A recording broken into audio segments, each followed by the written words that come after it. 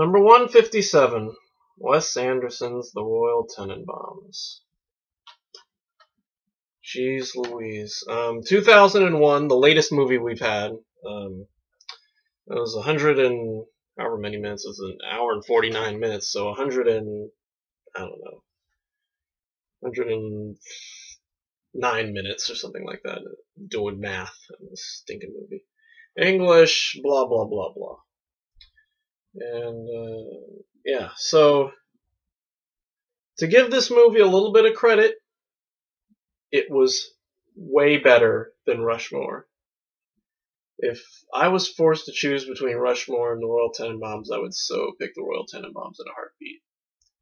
Not to say that the Royal Tenenbaums is perfect. Oh no, Wes Anderson has a way of screwing it up so easily.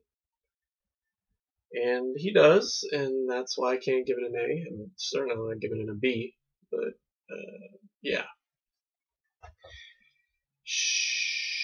Yeah, but anyway, let's talk about the movie. Or let me tell you about the movie. I mean, sure, you've all seen it.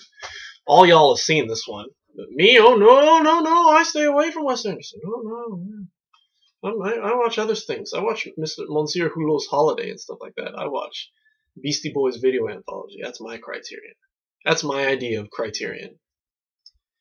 But no, Criterion loves their Anderson, so here we go.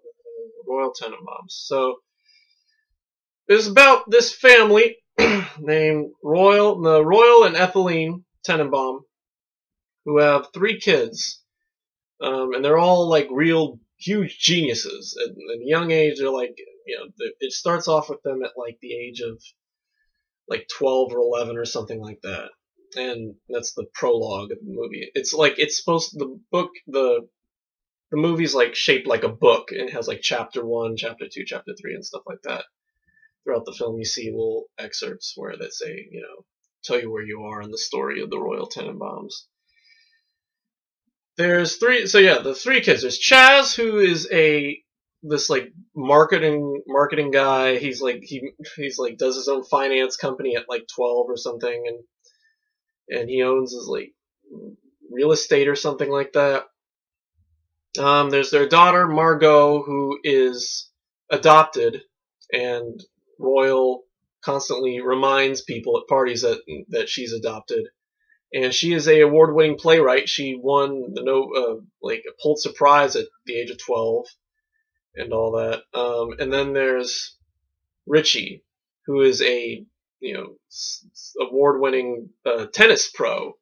He's an amazing tennis pro who won like who retired at the age of 22 or something like that, 25. And yeah, so it shows that they're like in the beginning of their, they're like really big geniuses, and their mother writes a book on them and how wonderful they are. And then we find out that Royal is leaving Ethelene, and he sits down and tells the kids about it. And it's not explained. I think it's not really explained why, but Royal's kind of like a loser sort of person, I guess. It's not really clear. Like he kind of runs around, but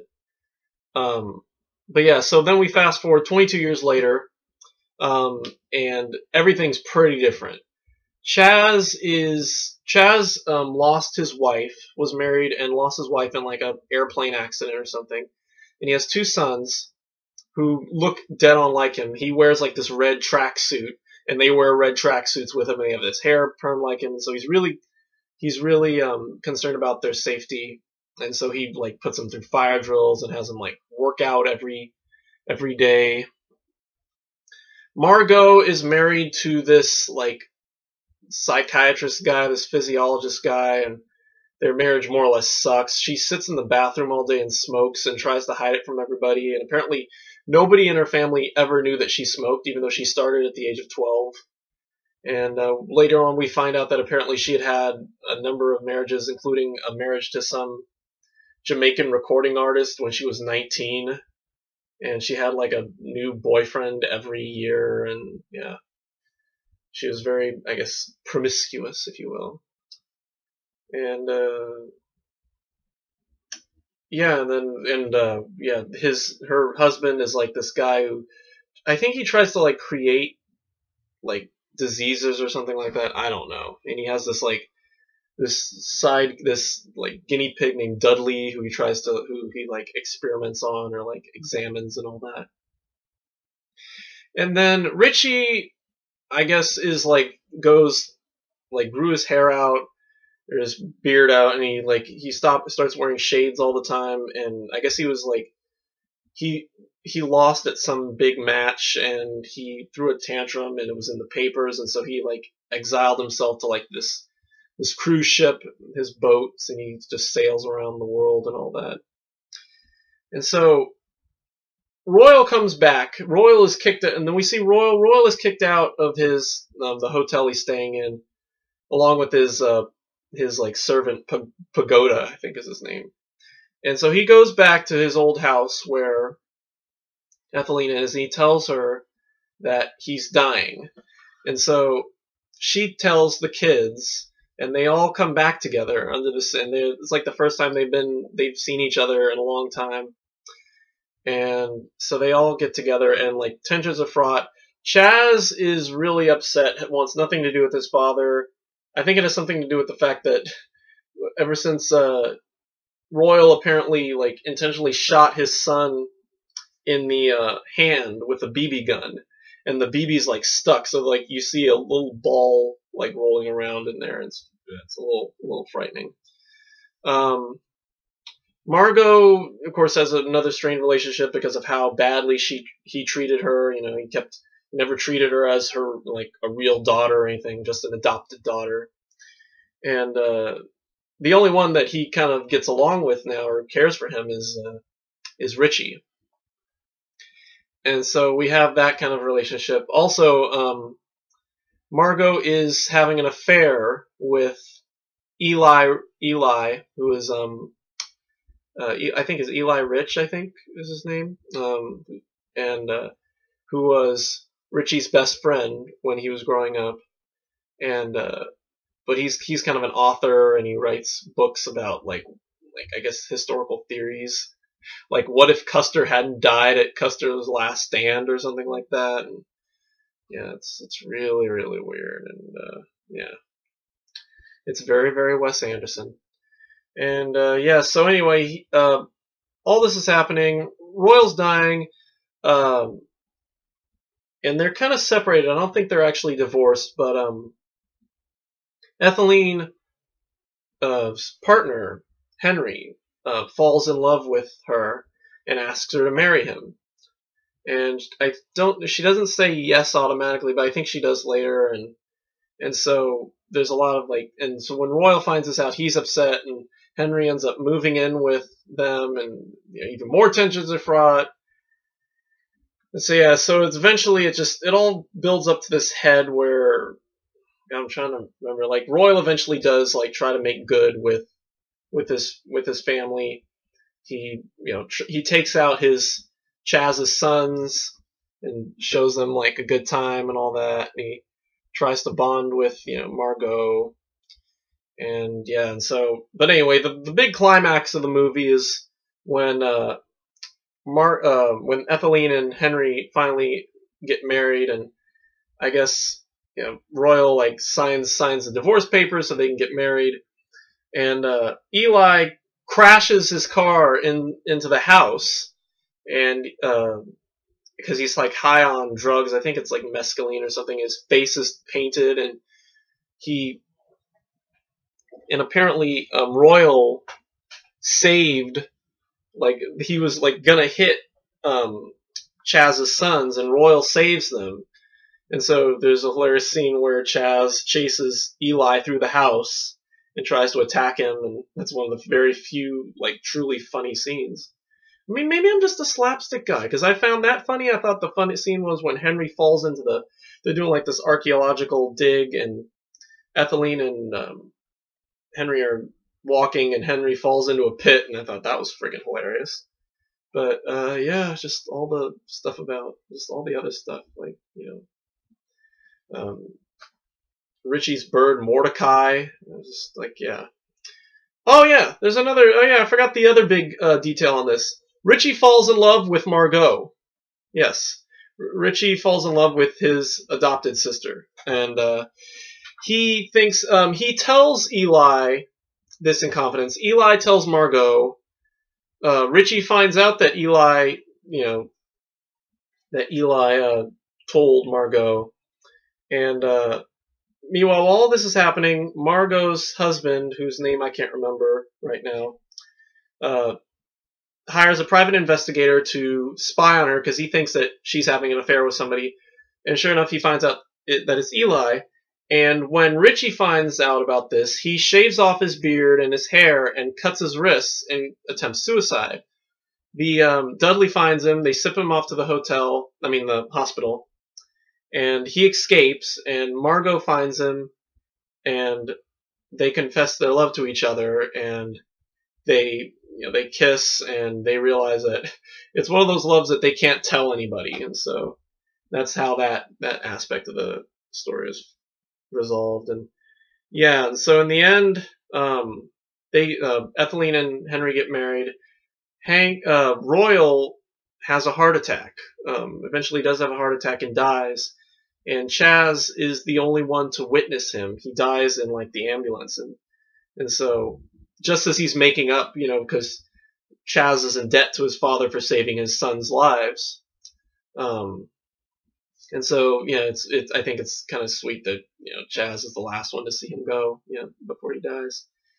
And so they have a funeral, and his epitaph is like, died while trying to save his family from a sinking ocean brigade or something like that. So that's kind of funny. And his sons give him a BB gun salute. And it's just, So that's all I'm going to say about the movie. Of course, it's another one reason I can't stand this movie, or I don't like this movie as much, because it's an ensemble movie, like most of Wes Anderson's movies. Royal is played by Gene Hackman. Etheline is Angelica Houston. Chaz is Ben Stiller. Margot is Gwyneth Paltrow. Who else? Richie is Owen Wilson. No, Richie is Luke Wilson. Eli is Owen Wilson. Henry is Danny Glover. And Margot's husband is Bill Murray. And yeah, so here's our second Wes Anderson film with Bill Murray in it. I think Bill Murray's in every movie. I know he's in Life Aquatic. I'm pretty sure he's in Moonrise Kingdom, and I'm pretty sure he's in Darjeeling Unlimited. But I don't know about Grand Budapest Hotel. He probably is in Grand Budapest Hotel. But yeah, so anyway, there's that, and so once again, here's what I like. Here's what I liked about this film compared to Rushmore. It was a lighter story. It was a much more the characters were, for the most part, more likable. The kid in Rushmore is an asshole, basically, and I don't think he's likable at all.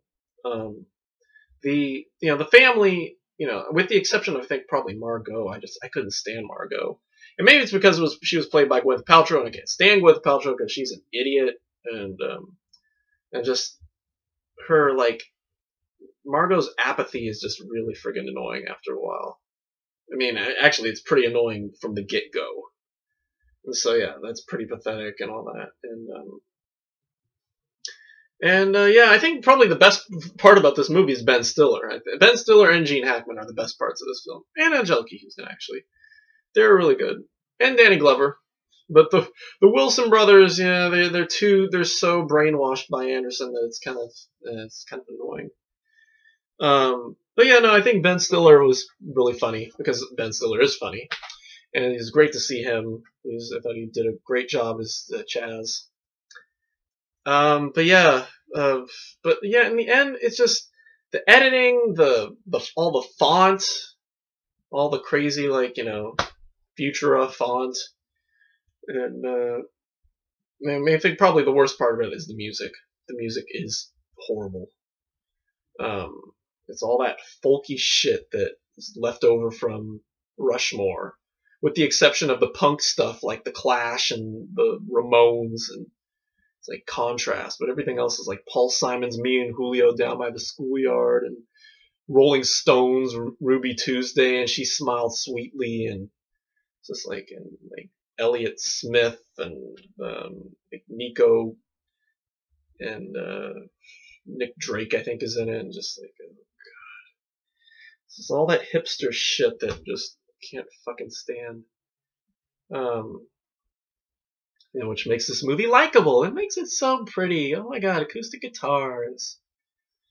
Oh god. Anyway, so yeah, and then of course then that horrible cover of Hey Jude that goes on for hours, longer than the actual version of Hey Jude.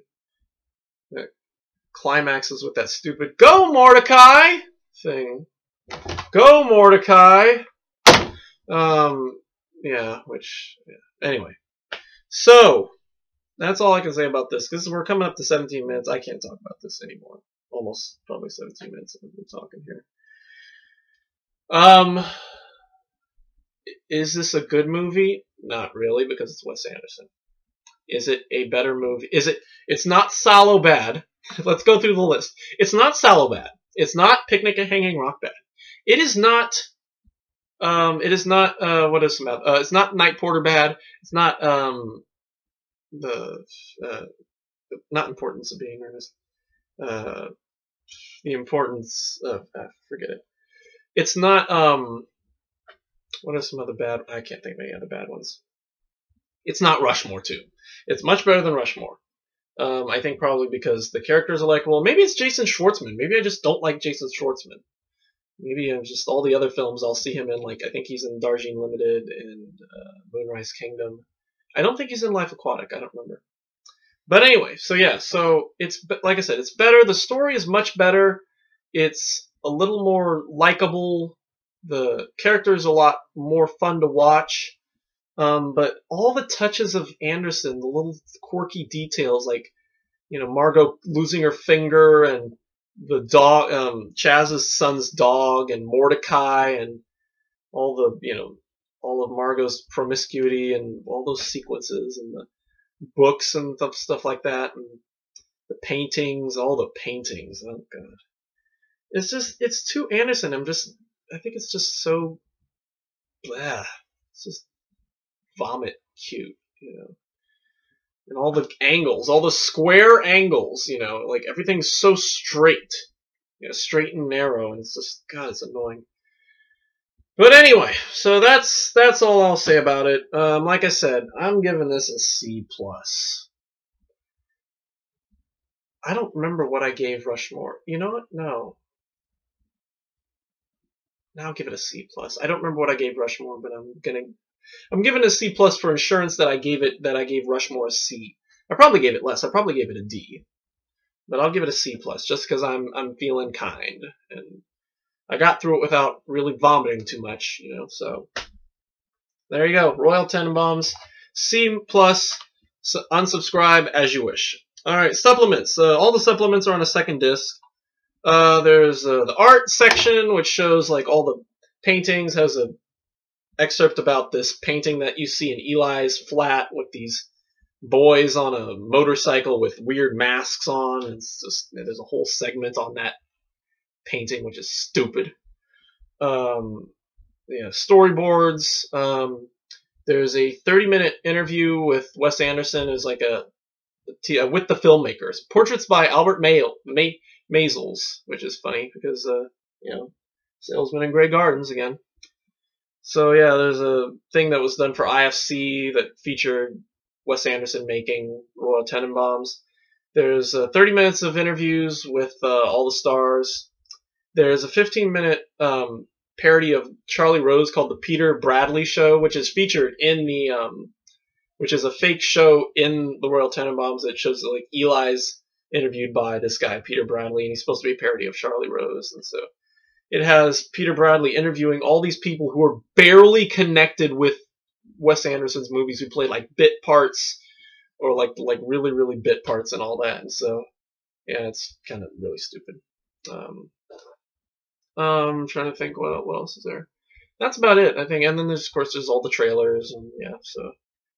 And there's there's a bonus intro by Ben Stiller saying "Welcome to the Criterion" during the shaving intro, where he says "Welcome to the Criterion Collection DVD of Royal Tenenbaums."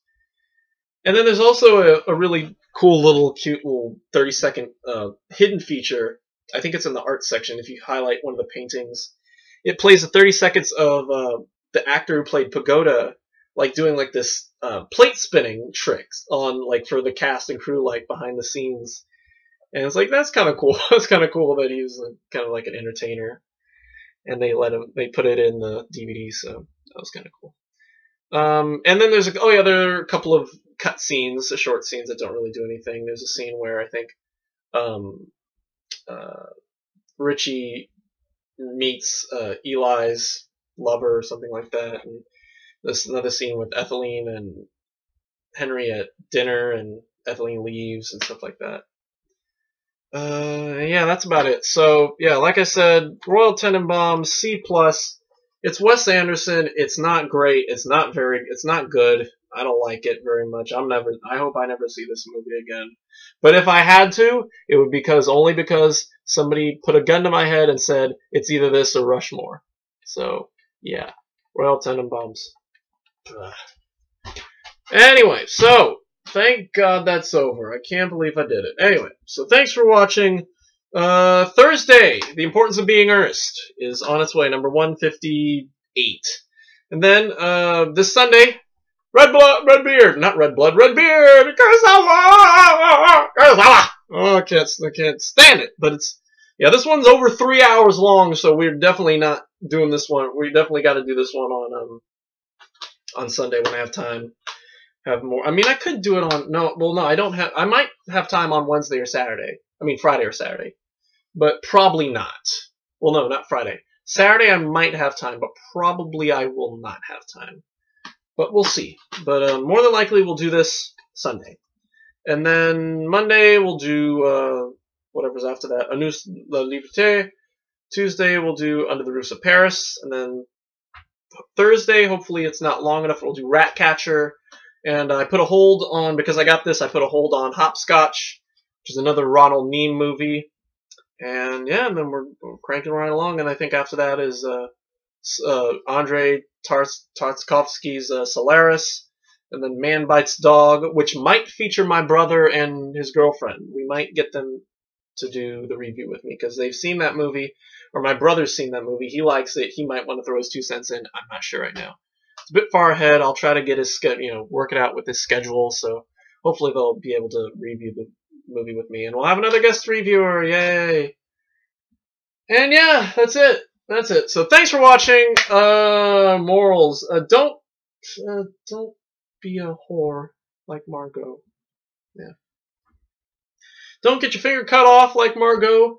Don't smoke. If you be a father to your family. Don't make your sons work out if they don't want to. Oh God, what are the morals? Don't get high on mescaline. And shoot, I know there's more. Don't leave your family. Yeah, don't leave your family. That's it. If you're a father, don't leave your family. And yeah, that's all I can say. So. And don't cut yourself. Don't commit suicide. Don't attempt suicide. Especially even if you're in love with your adopted sister. Don't kill yourself. She's not worth it, God, man. She's so not worth it. Anyway, so that's it for me. Thanks for watching, and we will see you on Thursday, March, whatever day that is, March 19th, for The Importance of Being Earnest. And until then,